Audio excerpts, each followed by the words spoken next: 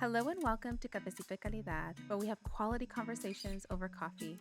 I'm your host, Elizabeth Sanchez, licensed marriage and family therapist. This episode is sponsored by Calidad Holistic Wellness and Therapy. On today's episode, we have a true relationship expert. This Latina therapist specializes in couples. She's also an entrepreneur and owns her own private practice in West Los Angeles called Nuevos Caminos Therapy. She also adds a lot of sazon to the world of mental health. You've probably seen some of our fun collaborations on Instagram, and she's also joined us on my Healing Through Conversations Instagram live series. On today's episode, we're going to talk about the question, do healthy relationships build resilience? Carla and I are going to dive into our own personal relationships, as well as healthy and unhealthy relationships within the media. So without further ado, let's give a warm welcome to Carla from Nuevos Caminos Therapy to Cafecito y Calidad. Welcome to the podcast, Carla. Hi, good morning. Thank you very much for having me. I'm excited to be here. I'm excited for you to join us, but before we dive in, I need to ask you, how do you take your cafecito? Ooh, love this question. So, I am definitely not a person who can take coffee black by any other means. And I know being Salvadorian, they like taking it black. So, growing up, like they always thought, like, it was a little strange that I have to have basically like a little bit like of milk, not too much, but like a little bit of milk and maybe like a little bit of sugar, because without it, like I just don't get that energy that I need to get through the day. So, Yeah. And I think you have a little bit of vanilla in your cafecito today Yes, I too, do. So right? I'm loving it. Yeah, it's really good. Yeah. Oh, well, thank you so much. This is the first time that Carla and myself are meeting in person, and she is so high energy. I am so excited to dive into this topic. But for those of who are listening or watching this episode, can you share a little bit about who you are and what got you into couples there, like got you into specializing in couples? Sure. So, I born and raised in LA, only child, primarily raised by a single mom who is an immigrant from El Salvador. My dad is also Salvadorian, but he was in and out of my life. But we do have a good relationship now. So my prior practice I started in 2021. I'm still part time because I still have my full time job with the Los Angeles County Department of Mental Health, where I'm a supervisor and I supervise Mhm. a wonderful team of clinicians who are helping adults thrive as best as they can in their lives. So, in my prior practice, I primarily work with a lot of first generation folks, either Latinos, BIPOC. So my interest in with couples is actually very interesting. Growing up, like I've always been fascinated about relationships and the dynamics as to what makes love last, what doesn't make it last. So even when I was like super single, I would love reading like all the dating columns and just figuring out like what makes a boy like you, or what can you do to get a boy's attention. And looking back at it, like I feel like that passion led me to where I am today, because I truly love, as much as I love working with the individual clients, of course, but couples is my jam, because I really feel that in spite of any challenge that a couple can face, I really think at the core, if you guys truly love each other and are dedicated to making things work, you guys can thrive. So I feel that that's a message that I like to give to my couples, that yes, relationships take a lot of hard work. It takes a lot to like show up, but at the core of it, the fact that you're here in couples therapy, that's a huge step towards a healing journey. So I know I said a lot, but that's a little bit. Beautiful. No, beautiful. And this is one of the reasons I wanted to have you because I love my individual clients and I've worked with couples, but my gosh, I leave with a headache every time.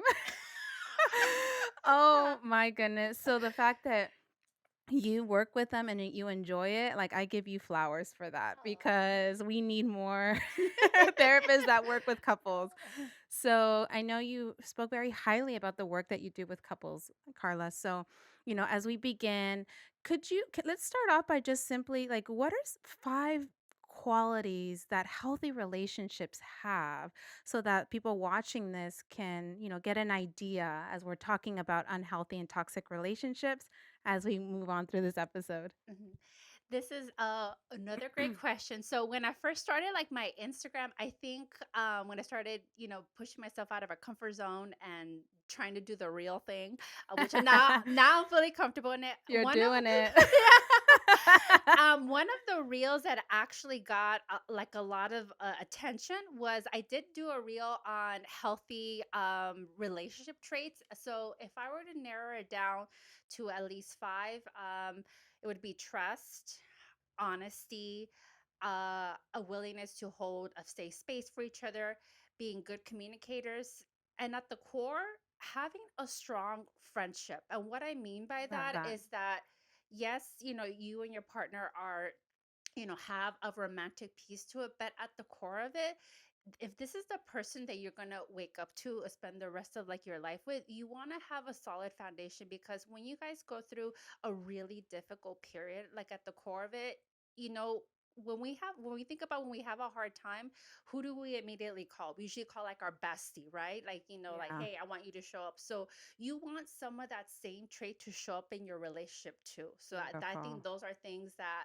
I tell like my couples, like these are the things that you should be working on if you're not already. So That's beautiful yeah. because I love that you said friendship. And I know we're going to dive into my marriage and your partnership. And that's one of the things my husband and I talk about all the time is that we're like besties. Like I call him and we talk about everything. And even if it's like something great that happened or something terrible, he's the first person I turn to. I'm like, hey, are you free? And he like right away, unless he's at work. As you know, his car broke down recently. Oh Hey, he no. answered the phone to help me. But at the end of the day, I think that makes such a difference in a relationship, right? Like the fact that you're best friends, Hmm. especially if it's going to be a long lasting relationship. Um, how about unhealthy and toxic traits? Carla, can you shed some light on that? Ooh, well, I have a lot of personal experience in this area. So do I. So how much time do we have? No. All right, No. what are some that you like definitely would say cuz the question is also going to be, a lot of people now are dating, right? Yes. Post pandemic Mhm. and people are going to they're on the dating apps, they're starting to put themselves out there again. So I think this is going to be helpful for those watching too. Like, hey, what are some like red flags, as I'm entering the dating scene again? Yes. So I think one of the first things that comes up, because as I mentioned, I do work with individual clients who are also like first gen who are navigating like the dating scene. One of the things that comes up that I try to like teach them, which sounds like like simple, but it doesn't sink in until you actually like really process it, is that making sure that this person does take the initiative to get to know you. Wow. So when they're not getting to know you, like basically maybe for lack of a better word, they're not responding to your texts or ignoring your phone calls, maybe they're just not interested, and like that's okay. So someone making sure that Mm. they are, being proactive, like in getting to know you. Another, I guess like unhealthy like trait or like So risk. Carla, so that would be also like ghosting, right? Yes. And I've been ghosted a few times, so I know the feeling. So one red flag would definitely be ghosting. I Hmm. hear that a lot too. Yeah, Uh-huh. ghosting. And then another thing would be is that what I hear a lot is that someone that maybe doesn't take into consideration like your needs, they put Yeah. themselves first. I mean, obviously it's not wrong to put yourself first, but when you're Yeah. trying to date or get to know someone, I tell my individual clients, like, is this person ready to shift from the I mindset to a we mindset? Wow. Because if they're not, then maybe this person isn't for you, and that's okay. There's plenty more fish in the sea. So That's awesome. Give us one more. one more. One more red flag. I'll share one. I'll do the fifth one. Because I have my own history with unhealthy relationships, so I Okay. won't put it on you. Okay. Okay. Another one is someone who is not willing to have the hard conversations with Yeah. you. What I mean by that is, again, even in the early stages of dating, there are things that come up because you guys are getting to know each other. Triggers can come up, but if you have a concern and that person brushes it off or ignores you, or maybe blames it on you, like you're the one that made me do this, for example, because I've been there. That's probably not a person Mm-hmm. who's open to having the hard conversations, and you have to ask, like, okay, should I continue pursuing this person because they're not open to having those hard conversations? That's a really good point. And I say that a lot, especially in my with since I work with individuals, that as I'm kind of, we're doing a lot of like role play and building communication skills when they before they go on their first date. I have them actually list their values. Their Oh, yes. values is a big thing. Hmm. I also have them like list their negotiables and their non-negotiables. So that way they kind of go in knowing already like, okay, um, I'm already kind of spotting some of these things. These are maybe conversations I'm going to start having off the bat.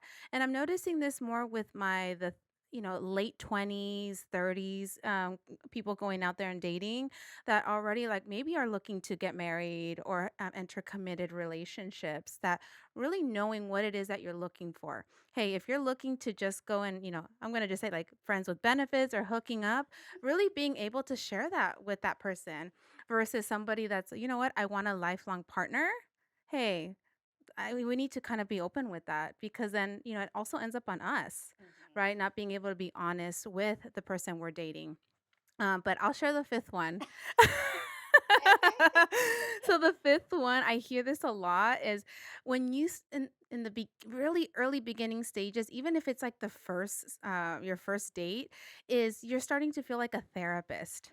To Oh my yeah. God. I've Oh been my god. there. And how they start sharing, oh, my ex, and they're still calling me, or and it becomes more about their own history and how they're still working on their breakup, and like you leave that date feeling like, well, I didn't really share much about myself, but I know their whole life history. And I kind of feel drained, and I don't know if I really want to do this anymore. I feel like that's such a red flag. I don't know if you have that experience or Oh, hearing yeah, yes. and I know we're Yes. therapists, so sometimes I would avoid sharing I was a therapist when I was dating. I kind of did too. I would tend to like kind of square around the profession a little bit. So, Yeah, yeah. because as soon as I would hear that, I got mixed messages, Carla. I don't know what yours were. One was like, "Oh, so let me tell you," and then they would go off. And some would just kind of be like a little freaked out, and they're like, "Okay, here's your drink. I'm walking away." They wouldn't want to continue the conversation. So, but I think that's a big one when you feel like you're a therapist on the first date. I don't Mhm. so, but is there any things like maybe with your couple or with your individuals? I know we're going to dive more into couples, but is there any tips that you share? Maybe new folks that are going into the dating scene, like how to prepare for those? Yes, well, it goes along with a lot of what you said that you do with your individual couples. Like I have them, write down things that are important to them to have in a partner and in a relationship. And I always tell them you can put down like whatever you want. It Yeah. almost turns into like a manifestation thing, right? Because I share with them that's how I did it, like after having so many like heartbreaks, and that's how it ended Yeah. up with my current partner. So it does work, I think. So Yeah. so just being intentional, and also just being by having like in mind like this list of like what are things that are important to you, and what things you want in a partnership. It'll be like your guide to Mm. navigating the dating scene.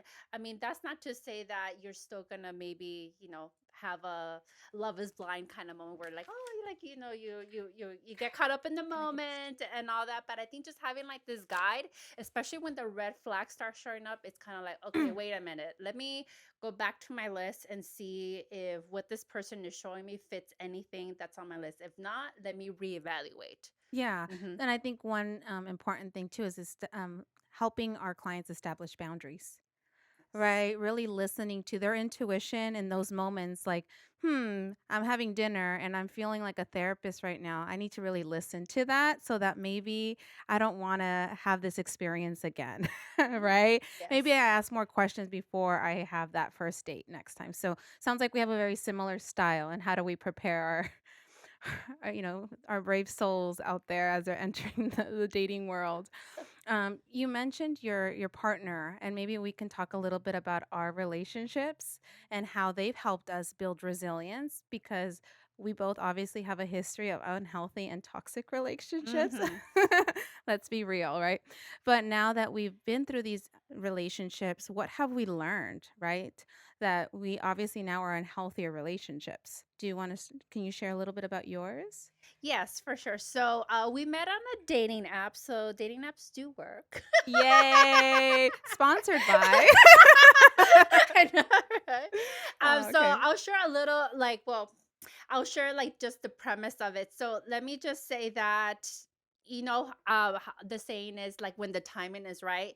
I definitely didn't believe that until I met my partner. So, what was interesting is that our first interaction was that I was having a really terrible day, only because I had just been ghosted by someone that I was supposed to go on a first date with. So I was feeling already like super like emotional and upset. And then I get this notification on the dating app that I was on, that he had like messaged me, and that we matched. And I remember like one of my rules for dating apps was that I wasn't going to talk to any guys who didn't have like more than a few sentences in their profile, and Whoa. he did not. So so he Oh. did not. So but I mean, his message seemed like pretty genuine. So I was like, okay, like let me get like to know him and So all that. Carla, even before we go move Yeah. forward, with that's probably a boundary too, Mm-hmm. right? Maybe Mm-hmm. that's a good boundary to say like, hey, if you don't have XYZ amount of sentences, not a good not a good sign. Yeah, not a good Okay, sign. so that was your That boundary. was my boundary. Okay, all right. Yeah. So initially, when he messaged me, like I don't know if it was because like I was like super emotional from the other guy that had just ghosted me. Like I didn't even bother like saying hi or whatever. I just was straight up like, "What are you looking for in a relationship? Because I don't want to waste my time." Eh, poor guy. I know, and he was like, "Okay." So then he went into like explaining it. He's the sweetest person. I mean, hence Oh, why we're together today. But anyhow, so we met on a dating app. But well, it's almost gonna be next year will be 7 years of dating. So whoa! thank you. Congratulations. But yeah, so going back to your question, I mean, we definitely had a lot of ups and downs, like in the beginning, mainly because looking back, I still had not healed from a previous breakup that I Mm, had back in, oof, when did we 20 like 14. I would say if I were to capitalize that as the worst breakup that I've ever had, that was definitely one that okay. really made me question, like, man, like, am I ever gonna find like my person, or am I gonna be end up with doggies and cats, or Oh no. so I think I was, when I met my partner, and I was still trying to heal parts of myself. But again, the divine timing, I think, helped me show that, I am worthy of a good person. I am worthy of a good relationship. And I think he also helped me like slow down, because I'm definitely a person, as you can see, with very like high energy. He's very he's a Libra, if you guys are into astrology. No way. Libra here. High energy here. She's a Sag. Yeah. No way. I can't. So he definitely balances me out, but Wow. I think he really showed me that he was going to be there for me, like no matter what obstacle we went through. And Wow. I think this also ties into my father wound, just because I think my dad wasn't someone that I felt like I could rely on or feel like emotionally safe. But my partner did end up showing me, like, okay, this is, no matter what we go through, we're gonna get through it together. I'm not gonna leave you, like, we're gonna ride this out. So those are some of the things that I love about my relationship. I definitely love that. So shout out to all those Libra men out there. My God. Because I'm the same way. I think I can really resonate with your story. When I first met my husband, now we've been together, married 4 years, together, dating and engaged for 3. So we've been married around the same amount of time. And I met him on single Valentine's Day. And I was not looking for anyone at that time. I was so wounded. I was like, I don't want anyone. We were out with a group of friends, and it's so embarrassing. I'm sorry, George, but he, he won me over, rock, paper, scissors. No. No, oh my God, he Oh my has such a cute sense of humor. So we were sitting down, and he's like, "If I win, I'll buy you a drink. If you win, I'll buy you a drink." Something along those lines. And I was just like, "I'm not looking for anyone," but, but I think his energy was so captivating, and he just wouldn't take no as an answer. And like he literally, the first day that we met, he was like, "I'm gonna marry her." He literally told he He went turned to, knew. he knew. Well, you know, you know. Yes, yeah, absolutely. He turned to his sister and he says, "That's my." He was a little intoxicated, but he turned to his sister and literally said, "That's my future wife, and I'm gonna marry her." So I think he manifested me. Yeah. Hello. So funny. But we've also, like, that's where it started, but we've been through our ups and downs too. And I think one of the core things that has kept our relationship really solid has been that he's always had my back. And my father Love wound, that. yeah, my father wound has always been like, my dad was around, but not emotionally. And physically, he wasn't too. He travels a lot, he wasn't consistent. He wasn't at the events. He wasn't there to hold that space that my husband now does. And I think that that's one of the things that has really built resilience in me, is being able to have somebody, a male figure, a Latino male, who really holds that space for me. And he models that for our little boy. Like, he shows, like, even me being here today, he's taking care of my son, our son, and he's really like, he doesn't complain. He doesn't say anything. He's like, "You go and do what you need to do because I believe in you." Oh. So I think, like, his words of affirmation have really also built my resilience, because I never heard that growing up. So he's taught me that, and he's taught me, like, I'm not gonna leave you. And I know that in the beginning there was a lot of that pushback. I don't know if you know if that was part of your experience, but like when he would give me that unconditional love, I was like, "What is this?" My body would want to reject it. And now that I've been with him for X amount of years, it's really helped. Like, the consistency now, it's like, okay, this is normal. Now this is my new norm, and this has been so healing for me. Mhm. Oh, I love this so much. I'm getting all emotional. Oh, Yeah. yeah. So it sounds like both you and I have had very reparative experiences, Mhm. especially having those father wounds. Mhm. Yeah, for sure. And I think, and thank you, like, for sharing like your story. I Yeah, think so. I think one of like my early struggles in my relationship, like, I definitely identified as having an anxious attachment only because, totally. again, just previous like experience with, still healing from the old breakup. I had just gotten ghosted Hmm. by this guy. And then when looking back, like, I don't even know why I really liked him. Anyway, um, Carla, can you share what the anxious attachment is? So for those oh, who are yes, not yes. familiar with it. Yes. So, in childhood and adults, we all developed four attachment styles. Well, they fall into Mm, four different attachment nice. styles, depending on your relationship, like with your caregiver. And as adults, it manifests into, it could be the same as childhood, different ones. So, the primary one is secure attachment, meaning that for the most part, like, you're all good, meaning that you're able to feel like if your partner were to say like, "Hey, I'm going out with some girlfriends, I'll be back," you'll be like, "Okay, cool, have fun." So that's a more, Totally. that they'll come back to you. You Mhm. feel safe, you feel good. So that's more a secure attachment. Anxious attachment for the same scenario is that, oh, anxious attachment, like, for the same scenario would be like, maybe you tell them like, okay, but like, what time are you coming back, like, how long are you going to be gone, and then you Okay. might start like texting them like a lot because you're feeling like scared that they might not come back or they might abandon you. Mm. So that's a little bit of like the anxious attachment style.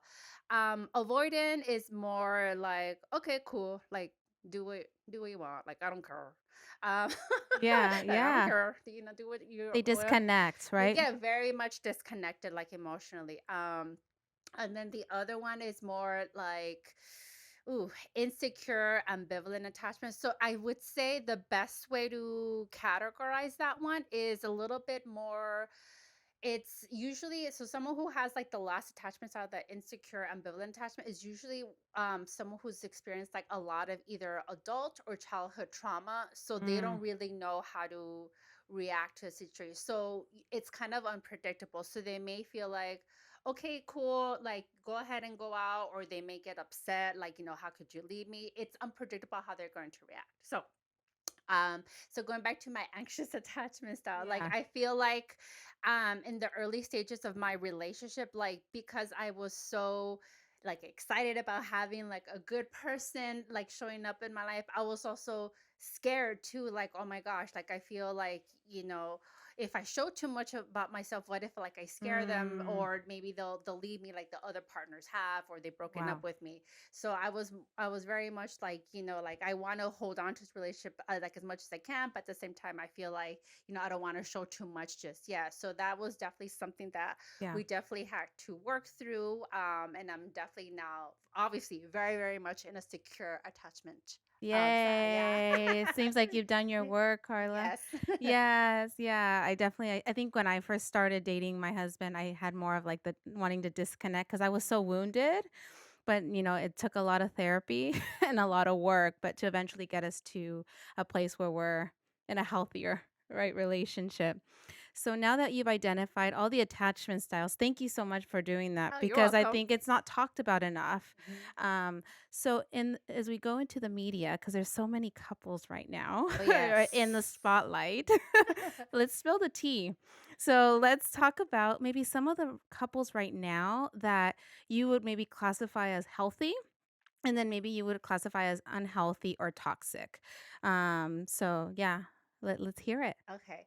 So the very first couple that comes to mind. Oh, actually there's a few. All right. Barack Obama and his wife Michelle Obama. I love But them. I'm also biased because I have read both of like their books, and they've Okay. also been very transparent about their healing journey as individuals and as couples. But I definitely feel that they are definitely what I like to call a power couple, because like in spite of like all the ups and downs, especially Mm-hmm. surviving the White House, like that's a whole big Totally. stress that puts like on the relationship dynamic. I feel like they are still like thriving and doing well. The other couple that comes to mind is Beyonce and Jay-Z. My favorite. If anybody knows, I post about her all the time, but I love them. Yeah, I'll share a little bit, but go ahead. Yeah, yeah. So again, like just like with any couple, yes, they've had like their ups and downs, but what I've read and like I've know about them, they have each other's backs, and the Yeah. fact that they've known each other for like a long time. And I actually didn't know that they waited almost like 6 years until getting married. Yeah, they dated for a very long time. Hmm. Yeah, they are. I would yeah, their story is pretty amazing. Yeah, so they Yeah. they waited, and that's, everyone's journey, like, is different, but the fact that they, Mhm. they took their time and really like building on that friendship, from what I gather, Yeah. that's really solid. And then the other couple that I really like too is Tom Hanks, and I can't remember like his wife's name, but I know they've been married for like a very, very long time. I can't remember his wife's Yeah, name. I'm stunned. That's Yeah, what yeah, I'm yeah. saying. I really like them. Okay. Yeah. And so for unhealthy, oosh. Uh, I wouldn't say they're like not necessarily like I'm kind of like ambivalent about. I'm not sure about Justin Bieber and Haley Bieber. Yeah, I'm not We'll sure throw about. Selena in there too. Oh yeah, yeah, The yeah. love triangle. The love triangle. Yeah, I Yeah. know. I know there's some a little bit of that. And Can you share maybe one thing that you think like makes that relationship maybe unhealthy? I think again, like obviously I don't know them like personally, but just Yeah. from what I observed, like on social media, like I feel, and also like they say body language says a lot. It definitely does.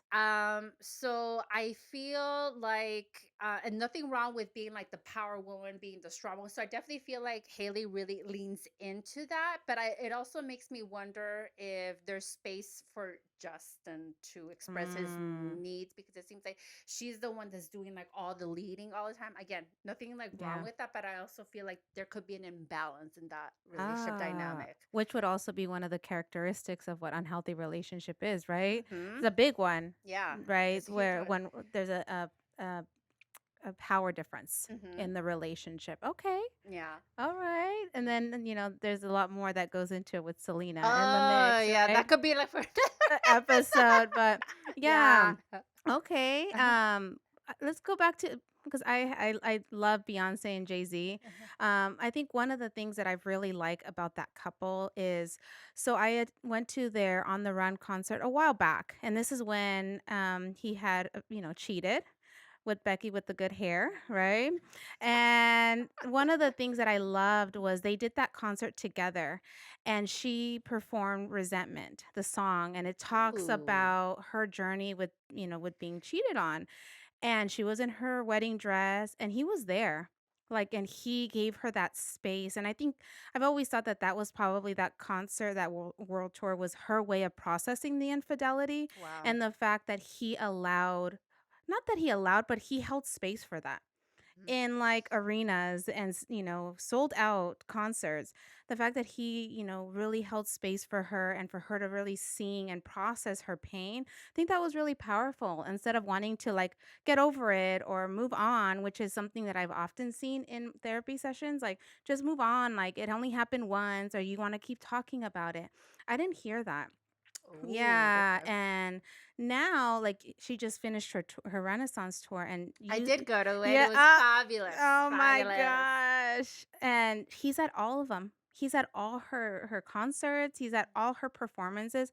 He's like her number one cheerleader, and I think that's what also makes them such a, like, powerful couple. I don't know Mhm. if you can, talk about that too, or if you relate to that at all? Yeah, so I will say that I also work with couples who are trying to navigate healing from infidelity. And Okay. to be honest, like, well, before I got into this field, like, and what's funny is like me being like super single, never been in a relationship, being like, oh, I would never tolerate that in a relationship, you know? And Oh my and like, god. what did my 13-year-old self knew? I didn't even have a boyfriend. Oh my god. Oh. What the heck did I know?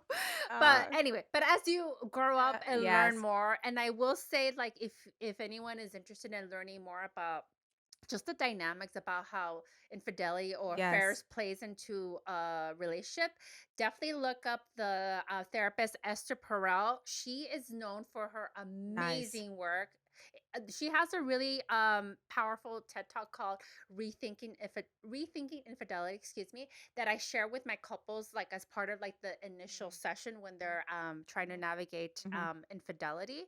But basically, it just shows that yes, as long as you acknowledge it and allow the Mm. partner who's been hurt to process their emotions, which sounds like something that um Jay-Z did, See? or Yes. Beyonce. I think that Yes. that helps the couple just being able to bounce back and like heal Total together. resilience. Mm-hmm. Yes. Yes, absolutely.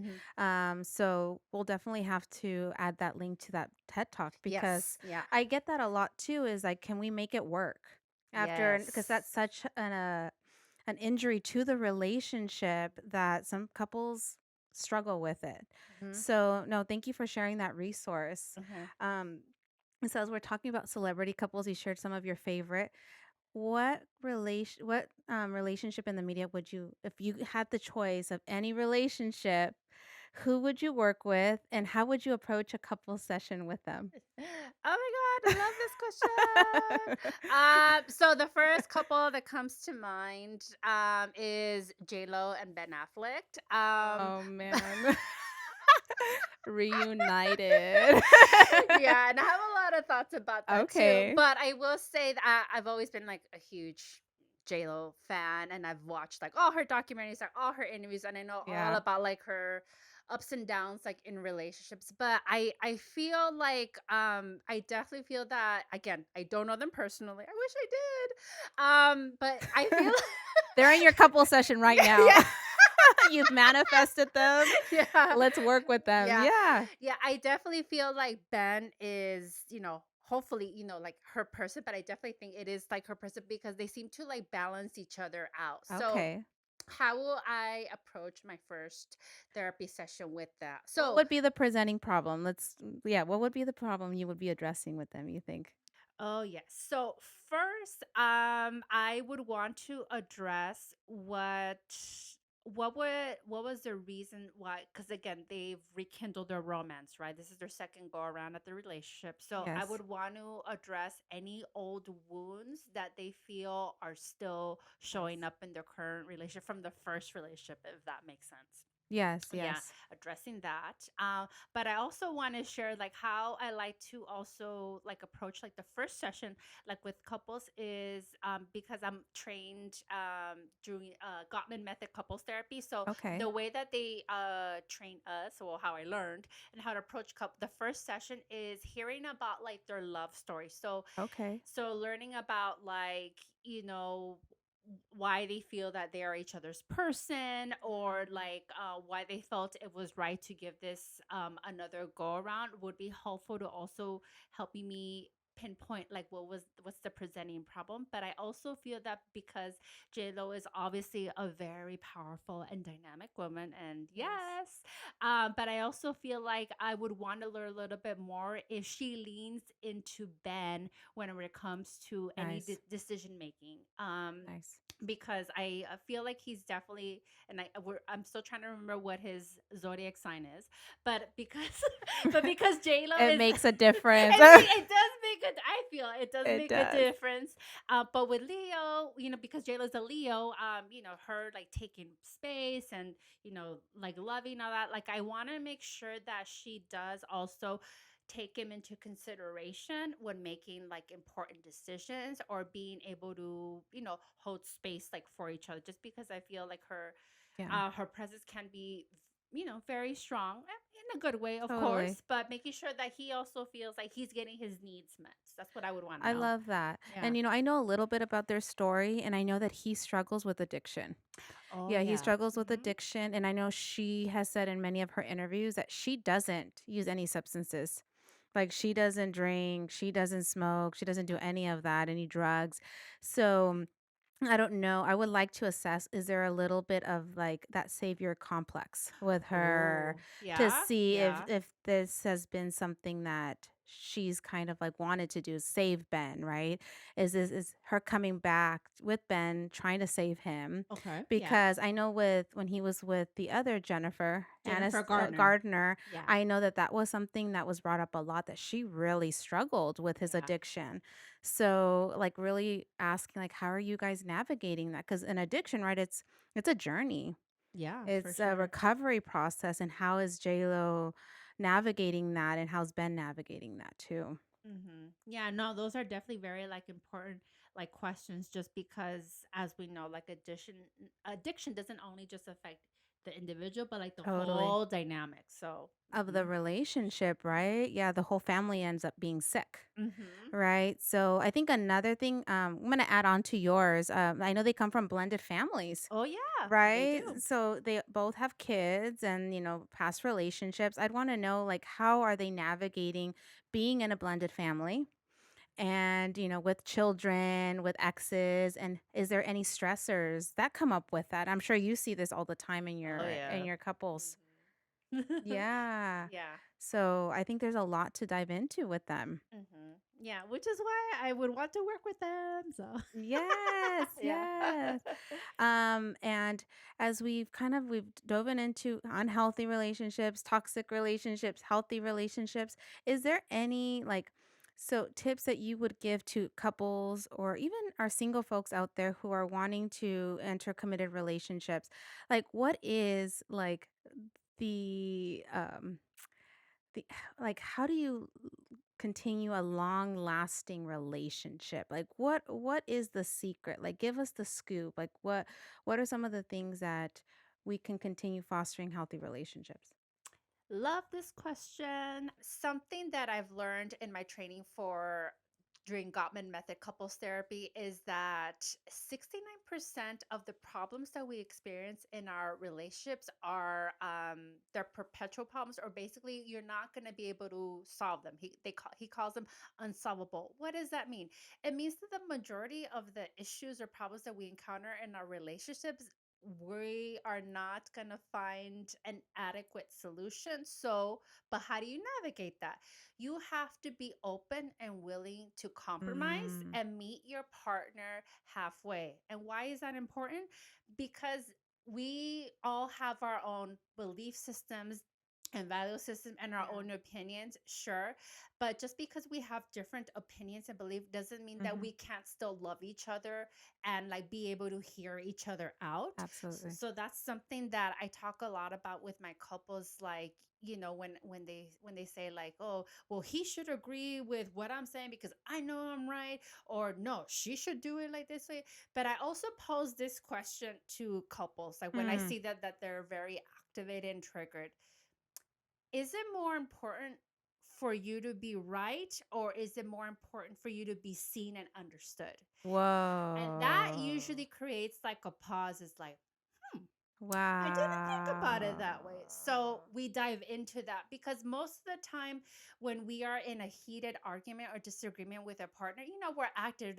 We're like, no, it's this way or it's that way. But at the core, what is your true need though? Are you really trying to be right, or are you trying to tell your partner, I need to be seen, I need to be understood? So if it's that, then you have to be open to compromising because, again, we're all just made Yeah. up differently. So we have to learn how to compromise in a relationship. I know that could be really hard. I know that I struggle with that so much, but now I know why that's Yeah. important, because compromising also doesn't mean that, your relationship can't thrive. You can absolutely still thrive. Totally. And I think that's important too, is some of the things that I work with my individual clients is being able to, maybe you're having a hard day or you're struggling with something, making sure that you know exactly what you need from your Mm-hmm. partner, right? Like being able to say, hey, I know that you tend to want to fix it. Right now is not the time. Can you please Yes. right now just hear me out and just validate me?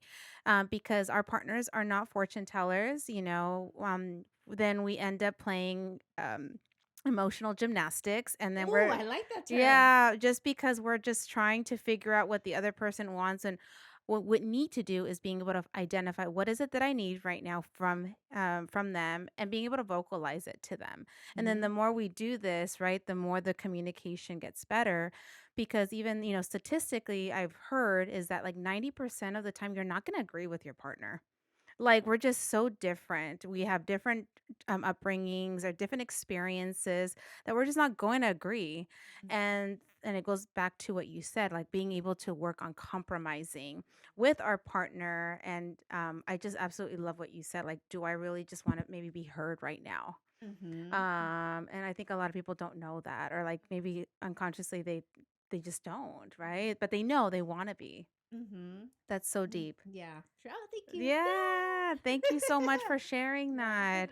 So as we wrap up, there's before I ask how can we continue to support the amazing work that you're Oh, doing, thank you. I want to ask you. So we have our single folks. Once again, I'm coming back to them and they're getting ready to go out and they're ready to go date. What are some maybe three like fun questions that maybe they can ask on a first date? Because, it's uncomfortable. It's weird, to be on a first date. So, what are maybe some good icebreakers or just some good forms of like topics that they can dive into with their new date? Okay. So the first question that I think Okay. about, even though it's a little bit on the aggressive side, Ouch. I would say, I mean, but it's better to know right away versus later on. This is what I tell my individual clients. What are your top three deal breakers? Whoa. It's important Okay. to know that, I think, like off the bat, like what are like deal breakers, because also it helps you keep in mind, like, okay, like I also wonder like why he said this or she said this. And then let me try to think of another like fun one. Like where do you feel the most alive? And I like that Whoa. question because I've used it. I've gotten some interesting I've gotten some interesting Oh responses. man. I can Most only imagine. but no right or wrong. So it's an open-ended question. Where do you feel most alive? And another thing that I think is like important is asking them like like who they consider their best friend, and why is that their best friend, because it I like helps that. it helps me know, like, okay, what type of like social circle or what type of friendship they want like in their lives or makes them feel safe and understood. Yeah, and I think they're fun questions and they're safe enough where I know the first one was a little I aggressive. know I want to use But it's aggressive. okay. We got to have maybe you ask the two other ones and then you ask that one at the end. Yes, yeah, in no But particular order. yeah, and they're just fun because Yeah. I feel like sometimes when we're entering the dating scene that we just don't know where to really start. And then sometimes we ask maybe like a very vulnerable question and sometimes it leads to like that therapy session, right? Oh Yeah, yeah. so these are safer questions that get to know the individual and see, hey, maybe I do want to call them the next day and have another date with them. Yes, like absolutely. Yes. Yes. Well, I think this was such a fun podcast I had a lot of episode. fun. Oh my gosh, I haven't laughed this much in so long. You are a true expert in this, and I can really Oh, tell thank how you. much you love it. I do. You've shared your story today. You've shared some statistics, some resources. You've also, shared a little bit about your favorite couple, Ben Affleck and J Lo, and how you would Call approach me. that. So J Lo, please. So please let us know how can we continue to support the work that you're doing. Let us know your social media handles. Let us know. Just we want to continue to support you. Yes, thank you so much. And I had so much fun being here today. And Yes. as you can tell, I'm very passionate and animated about all the things about relationships and couples. Again, this has been a lifelong journey for me, so I'm still continuing it. So I think the best way to people can support me is by finding me on Instagram under Nuevos Caminos Therapy. I also have a link in my Instagram bio where I have a bunch of resources about how to find therapists, or I also have my own website on there if you are interested like in working with me. I also have a bunch of resources too. So at nuevoscaminostherapyla.com. Yeah. Perfect. So, if you really love this episode, make sure to support Carla. Go follow her on Instagram, go check out her website. And if you love this episode, please make sure to subscribe to our YouTube channel. Make sure to check us out at calidadholisticwellness.com, where we'll have this episode up and all of Carla's information as well, so that you can click on the link and follow her on her website. We are also on Apple Podcasts, so make sure you follow us, and Spotify. Write us a review. It helps us to continue this podcast, and we love to hear your feedback. So thank you so much for being here, and we're looking forward to connecting with you soon, Carla. Thank you so much for having me. Yeah. Thanks for everyone who joined. Yes, thank you, everybody, and we'll see you soon.